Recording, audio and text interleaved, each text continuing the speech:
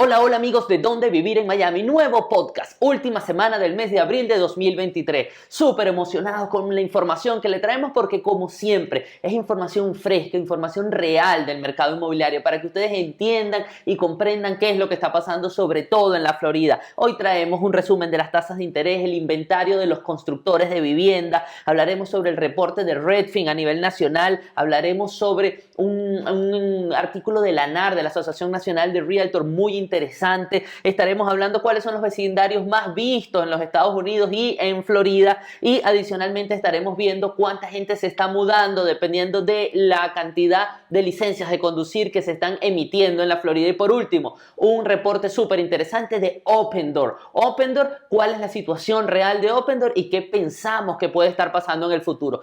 Quédate hasta el final, dale un like si te gusta este video. Como siempre, mi persona, Gabriel Peroso, acompañado con mi amiga y socia Jenixa Molina. Traemos lo mejor de Dónde Vivir en Miami Real Estate para que tú estés informado. Entremos en materia, Jenny. Lo primero, como siempre, tasas de interés. Sí. Tasas de interés creo que va a ser la noticia nuestra por el próximo año y medio en este podcast. Sí. No tenemos opción y abrir siempre con tasas de interés. ¿Por qué? Porque siguen fluctuando. Vimos que cerraron vamos a ver en pantalla cómo cerraron. Cerraron en un 6.66% las tasas de interés en lo que fue la semana del 22 de abril.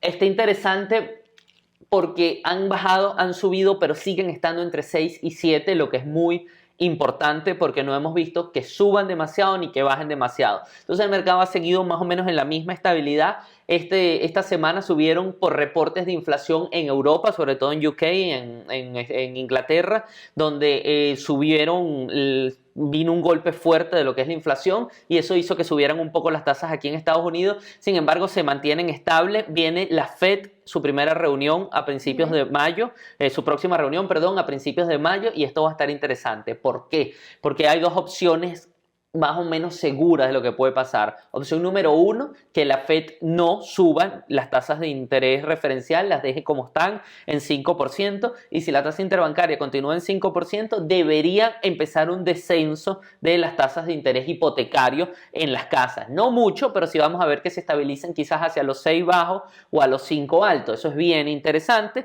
porque se entiende que la Fed ya entiende que la inflación está se está desacelerando y al la inflación bajarse, que entendemos que está bajando porque está al 5%, sin embargo ellos no quieren aflojar y que la inflación vuelva a repuntar, y la opción número 2 que tienen es que suban un 0.25 para dar un nuevo golpe a la economía. Pero con la crisis bancaria lo que se habla es que el golpe a la economía vino por donde ellos no lo imaginaban, que fue esa mini crisis bancaria que se dio en algunos bancos, lo que ha hecho que realmente el sector crediticio, no relacionado con vivienda, sino el sector crediticio relacionado con comercio, relacionado con industria, se ha puesto mucho más exigente. Al ponerse más exigente ha habido menos dinero circulando, hay menos planes de inversión. Eso ha hecho que justamente la inflación vaya cediendo y lo vamos a ver en el sector inmobiliario pronto. Justamente en ese mismo orden de ideas les quiero hablar sobre un artículo de la Asociación Nacional de Constructores de Vivienda. Interesante porque la falta de inventario, titula el artículo, la falta de inventario existente continúa apoyando el sentimiento de los constructores. Esto es un reporte que se hace entre Wells Fargo y la Asociación Nacional de Constructores de Vivienda y habla de la confianza, de cuál es la confianza de los constructores en el mercado. En cuanto al índice, el índice está mejorando, está en 45 puntos, un punto por encima de lo que estaba el mes pasado. Es interesante porque quiere decir que los constructores están creyendo en el mercado. Pero ¿qué pasa? Es muy interesante esta parte justamente. Dice, actualmente un tercio del inventario de vivienda es de nueva construcción en comparación con las normas históricas de un poco más del 10%. Estamos viendo que el inventario que hay en mercado, 33% es de preconstrucción, cuando históricamente ha sido un 10%. Eso ha hecho que los constructores tengan más confianza en el mercado y sepan que pueden seguir construyendo y el mercado va a seguir absorbiendo esta cantidad de vivienda. Claro, Gaby, y recordemos que en el podcast pasado mencionamos un artículo donde habla del valor de las acciones de las compañías de preconstrucción que se ha mantenido ya subido en toda esta crisis inmobiliaria. Entonces realmente adicional a que ellos nos proveen de mucho inventario, sus acciones han subido. Son compañías sólidas. Ellos están confiando en el mercado y el mercado está confiando en ellos. O sea, esa es la respuesta. ¿qué han hecho ellos? Ellos se han ido adaptando. Realmente la industria de la construcción ha entendido cuál es su papel, que no es simplemente construir todo lo que puedan, es construir el inventario que necesita el mercado, que se venda a un precio que a ellos le convengan, pero adicionalmente entienden que hay un poder adquisitivo que ellos tienen que cumplir. Aunque no vemos viviendas demasiado económicas en el mercado, pero el reporte nos muestra, dice que la proporción de constructores que reducen los precios de la vivienda continúa en una tendencia a la baja, ya que el 30% dijo que redujo los precios en abril. O sea, hubo reducción de precios en diciembre fuerte, en enero, en febrero, en marzo, en abril, están reduciendo menos los precios, pero están dando más incentivos. El 57% dio incentivos en febrero, el 58% en marzo y el 59% en abril. O sea, hay más y comparado con el 62% de diciembre. ¿Qué quiere decir? Que ellos entienden que ellos son una válvula de regulación del sistema de inventario de la vivienda, y eso está interesante porque realmente este mercado es importante. Mucha gente demanda nueva construcción,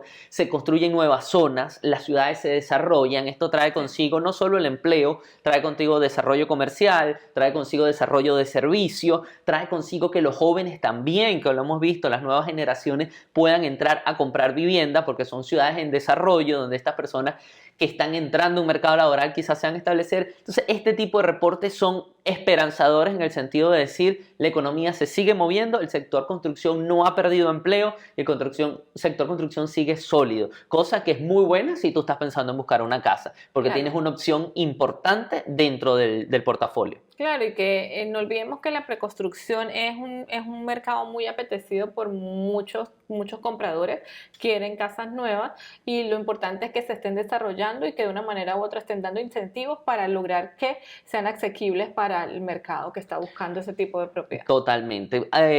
Podemos entrar entonces con el reporte de Redfin, justamente de cómo está viendo Redfin. Sé que semana a semana son pocas las variaciones que vemos a veces en el mercado, pero es interesante siempre revisarlo. Claro, el mercado se ha mantenido un poco estable, tiene la misma tendencia. El reporte de Redfin del 19 de abril nos dice que los precios de las viviendas cayeron un 3% en marzo, la mayor caída anual en más de una década.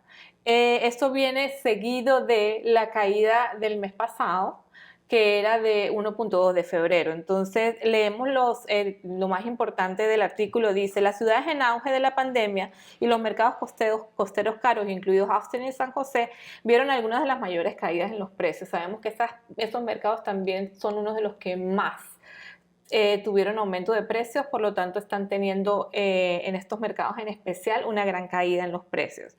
Dice, las ventas de las viviendas pendientes cayeron al nivel más bajo desde el comienzo de la pandemia, ya que las tasas hipotecarias elevadas redujeron la demanda de los compradores. Y por último, dice, los nuevos listados también cayeron al nivel más bajo desde el inicio de la pandemia. Lo hemos mencionado en los artículos anteriores. Los propietarios se quedaron para mantener sus bajas tasas de interés, y la escasez de oferta hizo que volvieran las guerras de ofertas en algunas ciudades de los Estados Unidos. Dentro de ellas tenemos a Miami. Sabemos, Miami, Fort Lauderdale, estamos en esas situaciones, guerras de ofertas y pagando por encima de los precios.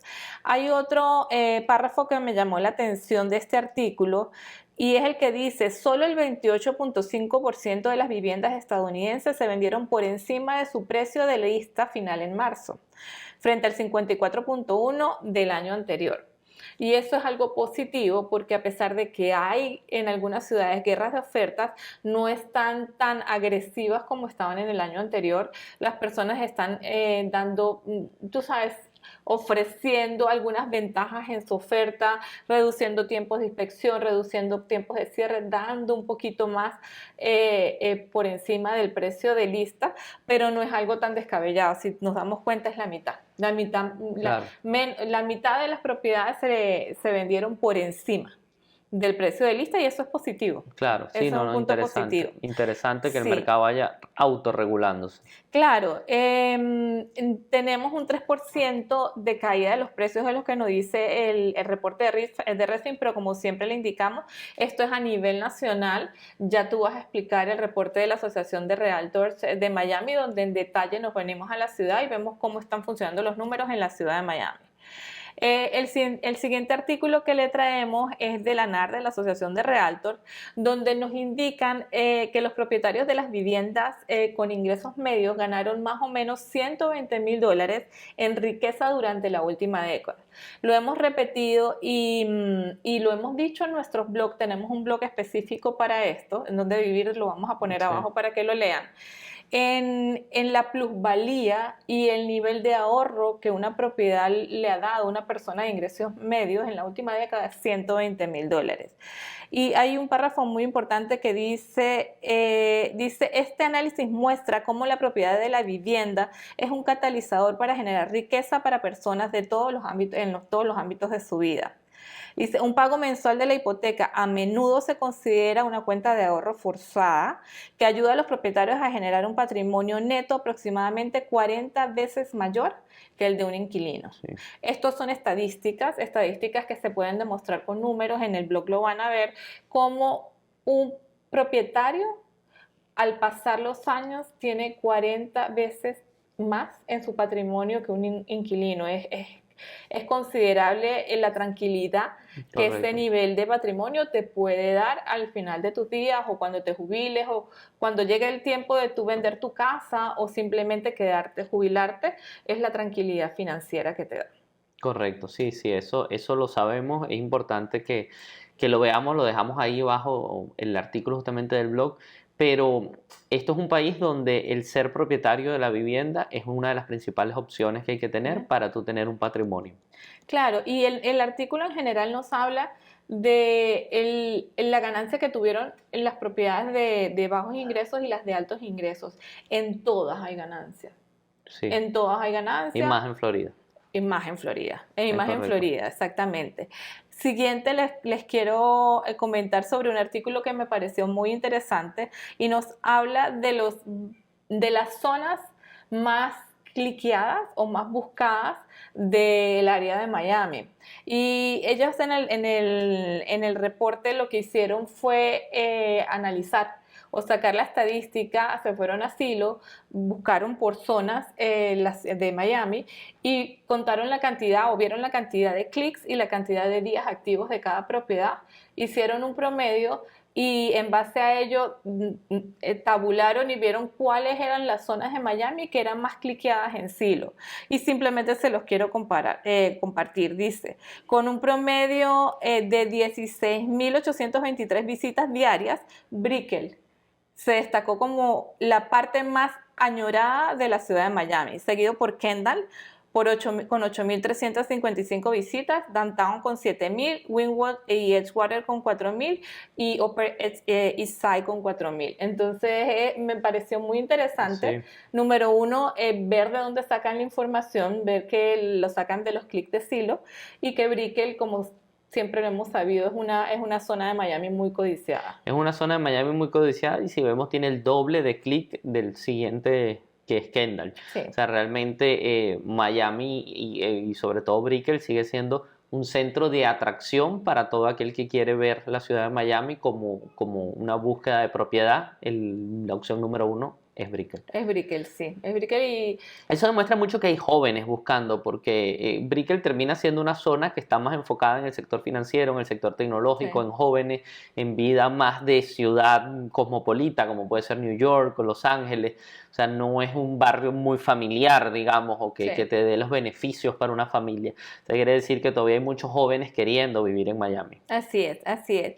Y el último de mis reportes es de Miami en particular y dice, asumimos no sabemos que han venido muchas personas de otros estados y de alguna manera asumimos que se ha desacelerado la entrada de personas de otros estados y no es así. Y no es así. En este reportaje vemos que los intercambios de licencia de conducir de otros estados siguen aumentando en el sur de la Florida en el primer trimestre del 2023 en comparación al promedio antes de la pandemia. Y simplemente le quiero leer los números. Los conductores o las personas que están viniendo a la Florida vienen de Nueva York, New Jersey y de California. Tenemos 4.890 personas en Nueva York, que el 43% se estableció en Palm Beach y aquí en Miami solo el 25%. De Nueva Jersey vinieron 2.042 personas que mudaron la licencia, igual el 48% en Palm Beach y en Miami-Dade 21%. Y de California, 1.603, de los cuales 43% se establecieron en Miami-Dade. Entonces los californianos están prefiriendo venir aquí a Miami-Dade. Y de New Jersey y de Nueva York se están yendo un poco más al norte. Correcto. Lo importante aquí es saber que este es un factor, como lo hemos repetido en nuestros podcasts anteriores, que hacen que la demanda sea superior a lo normal en cualquier estado o ciudad del país. Y por esta razón las propiedades en Miami no han bajado de precio ni van a bajar de precio, por el contrario, están subiendo poco a poco y hay guerras de ofertas. Entonces es bueno entender de dónde viene la demanda. Sí, interesante que todavía hay un flujo de personas entrando en esos niveles y estos son reportes de los más ciertos porque al final esto es gente que efectivamente está cambiando su licencia del estado de New York por una licencia del estado de la Florida. O sea, están cambiando su domicilio. Recuerden que esto también está muy ligado al tema tributario. Estados como New York, estados como California tienen impuestos a las ganancias del estado, no solo el impuesto federal, sino el estado como estado tiene, y Florida es uno de los pocos estados, los 9 estados que no tiene ese impuesto. Entonces esto hace que los californianos o los neoyorquinos quieran cambiar su domicilio, como lo hizo el presidente Donald Trump en su momento, mudándose a Florida porque tenía esa ventaja fiscal. O sea, al final es la gente utilizando la inteligencia desde el punto de vista fiscal, desde el punto de vista tributario, para ver dónde puede establecerse. Florida sigue siendo una ciudad súper atractiva, clima, precio, porque cuando vienes de California a New York es un precio muy módico lo que estás pagando por una propiedad y adicionalmente tener ventajas tributarias. O sea, tienes lo mejor de bastantes mundos. Es bien, bien interesante. Sí. Yo les traigo algo interesante porque el artículo que les quiero analizar, quiero que lo veamos con un poco más de profundidad, en el sentido de que este artículo es un artículo de Fortune que habla que la recesión del mercado inmobiliario golpeó tan fuerte y rápido a una empresa que es Opendoor, que estaba entre las 500 Fortune, de las 500 principales empresas de los Estados Unidos, y su acción estaba en $34 y en este momento está en $1, 1.30 y algo, 33. Eso quiere decir que Opendoor se ha visto muy, muy golpeada por el tema de la crisis inmobiliaria. El artículo es bastante extenso, pero un poco para hacerle el resumen, le quiero mostrar un gráfico de cómo fue la caída de la acción, para que entiendan un poco cómo la empresa se debilitó. La empresa entró en bolsa en julio de 2020. Vemos aquí que estaba a $10 la acción, llegó en el pico a 35.88. Aquí salió Zillow del mercado. Recuérdense que Opendoor es una empresa de flipping. Ellos compran la propiedad a través de inteligencia artificial, logran el precio, ven qué vivienda es oportunidad, hacen la oferta. Incluso las ofertas son hasta automáticas en muchos de los casos. La gente puede venderle directamente, ellos dan un precio y envían el cash, compran en cash. Se hace la compra, ellos arreglan la vivienda y la ponen de nuevo en el mercado, y ahí es donde obtienen la ganancia. Vemos Zillow lo hacía también con su división de flipping, salió en este momento. Aquí empezó el golpe de las tasas de interés, con Jeremy Powell anunciando la transición de la inflación, y las tasas de interés llegaron al 6%, y miren cómo cayó. ¿Qué pasó? Ellos compraron muchísimas viviendas en el pico. Esas viviendas que compraron en el pico, muchas de ellas estaban en mercado que cayeron de precio, y aunque cayeron poco, no le daba el margen para ellos comprar, hacer la mejora, poner en el mercado y obtener una ganancia. Hay un mapa justamente de qué pasó y cuáles son las ciudades. Está muy interesante. Todo lo que ven en amarillo es donde no tiene presencia Opendoor, y lo que está en azul es donde tiene presencia Opendoor. Aquí en la Florida, lo amarillo, donde no tiene presencia, vemos cómo cayeron precios, 2.7, 4.1 desde el pico. Estamos hablando desde el pico. Aquí vemos en Miami 0%, realmente no cayó, siendo un mercado de Opendoor. El otro mercado de Opendoor es Tampa, cayó un 3.2, pero vemos mercados un poco más marcados, sobre todo en el occidente de los Estados Unidos, en la costa oeste, donde vemos que hay caídas hasta del 10%. Esto afectó de manera muy fuerte a Opendoor. Sin embargo, en mi análisis, Jenny va más por el tema de que es una empresa que ¿por qué no termina de quebrar? Resulta que la empresa ha sacado casi todas las viviendas que compró en el pico a pérdida, las ha logrado vender, se está haciendo de una cantidad de cash importante porque ha vendido aunque con pérdida, pero no está comprando nuevamente, entonces ese cash le está quedando en la mano. Y lo que hablan los analistas es de que lo más seguro es que vuelva a entrar al mercado una vez que las tasas de interés estén mejor para entrar a comprar. O sea que una de las cosas que va a pasar en este caso, que una empresa con mucho cash seguramente va a poder obtener más cash. Ha bajado su nómina a niveles bastante bajos. Va a ser una empresa que operativamente va a poder funcionar muy bien, pero va a salir a comprar inventario de todas esas casas de flipping que no están en el mercado, porque los inventarios están muy bajos. Entonces lo más seguro es que cuando los inventarios suban un poco más, vamos a ver estos e-buyers, Opendoor, que realmente es el único que queda vivo y abierto, porque Redfin y Zillow cerraron sus divisiones y otros ya quebraron, van a tener el cash suficiente para entrar al mercado a hacer ofertas en cash, que es lo que siempre hemos hablado. Es peligroso porque las tasas de interés están altas. Bien, las tasas de interés están altas y pocos competidores en el mercado. La gente dice, no, yo voy a esperar que bajen las tasas de interés. Bajan las tasas de interés y llegan estos competidores en cash con los bolsillos llenos, y donde tú vayas a poner 200.000, ellos van a poner 205.000, y donde tú vayas a poner 300, ellos van a poner 305, porque ellos no van a salir del mercado. Es una empresa pública que cotiza en bolsa y que es un negocio. Quizás no es un negocio en estos 2 años, pero apenas ellos puedan volver a entrar, van a entrar fuerte. Este es el análisis que les quería dejar de algo como Opendoor, porque son ese tipo de actores que se quedan solapados, que tú no los ves cuando está la crisis, pero luego que viene la crisis, aunque la gente piensa que cometen errores habiendo comprado en el pico, ellos van a comprar cuando creen que hay que comprar y van a comprar cuando tengan que comprar. O sea, así cometan errores, en el momento de no cometer errores, van a ser un actor fundamental y van a tener el dinero para hacerlo. Entonces, no es momento de que esperes, es el momento que si tú estás preparado, tomes acción. Si tú crees que y quieres que puedes comprar una casa en este momento, hagas nuestro curso gratuito, hagas clic en el link que está debajo de este video. Es totalmente gratuito y vas a entender cómo funciona el que compres tu vivienda. No dejes de comunicarte con nosotros, no dejes de ver de nuestros podcasts de finanzas con Álvaro Montiel, nuestro mortgage broker de YouMortgage, quien siempre tiene información extraordinaria para que tú entiendas y tomes las decisiones más inteligentes a la hora de comprar, vender o rentar tu hogar.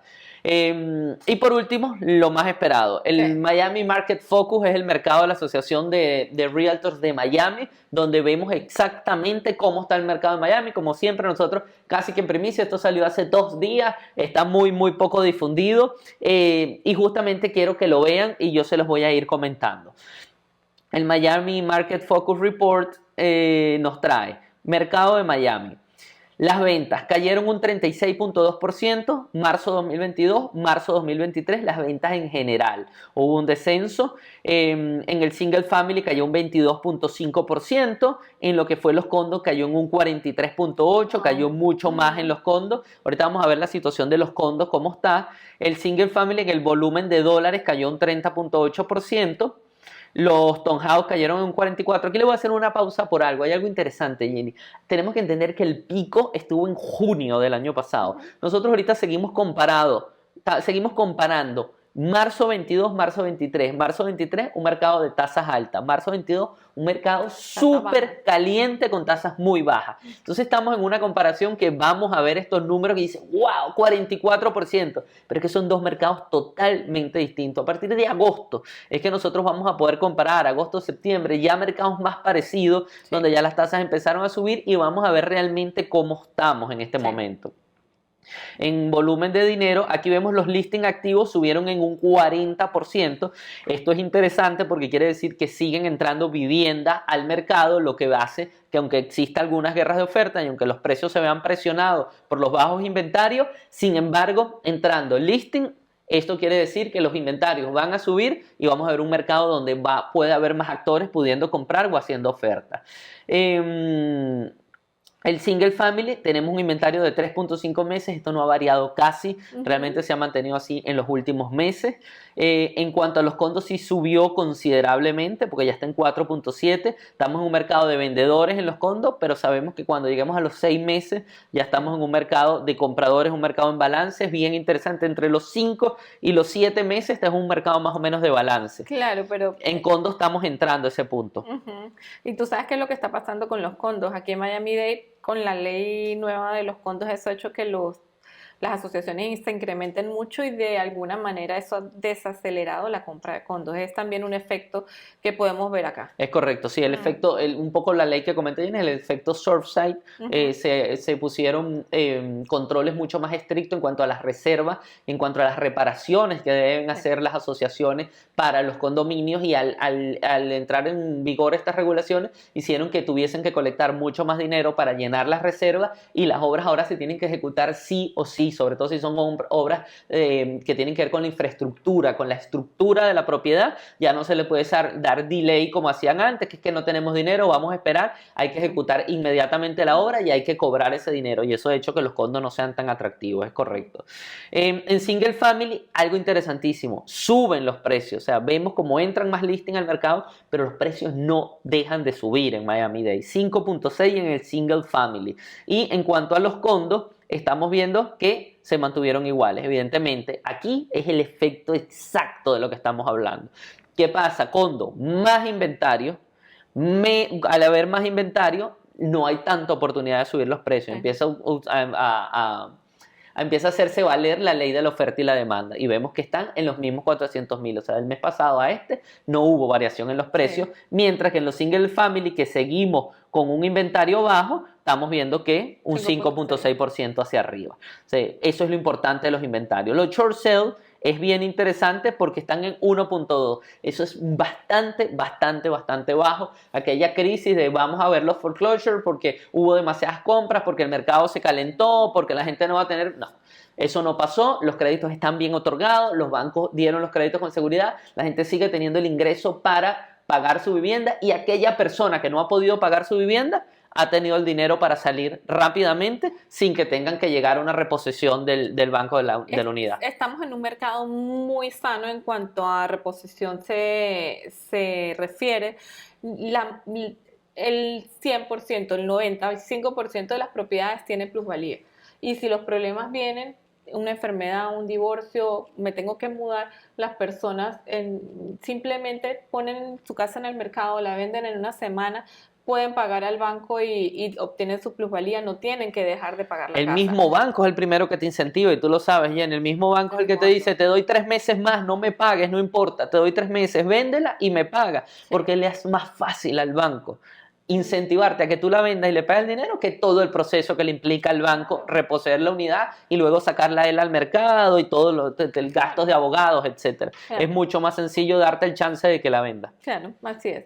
Sí, ¿cómo despedimos este podcast, Jenny? Hasta aquí el podcast del día de hoy. ¿Qué tenemos de cierre? Pues mira, el cierre es como siempre poniéndonos a la orden para cualquier pregunta que ustedes tengan. Nuestro objetivo es guiarlos y enseñarles cuál es el proceso de compra de una propiedad, y que de la mano de nosotros, con la experiencia que tenemos, con todos estos podcasts que grabamos para ustedes, simplemente los vean y lleguemos a la compra de su propiedad en un futuro cercano. Prepararse es el secreto de todo. Nosotros queremos brindarles herramientas e información, lo que está sucediendo, sin amarillismo, sin nada escandaloso, simplemente lo que está pasando en el mercado de Miami-Dade para que ustedes logren comprar. Cualquier pregunta, contáctenos. Así es, como siempre, donde vivir en Miami Real Estate. Estamos aquí para servirte. Que tengas un hermoso día.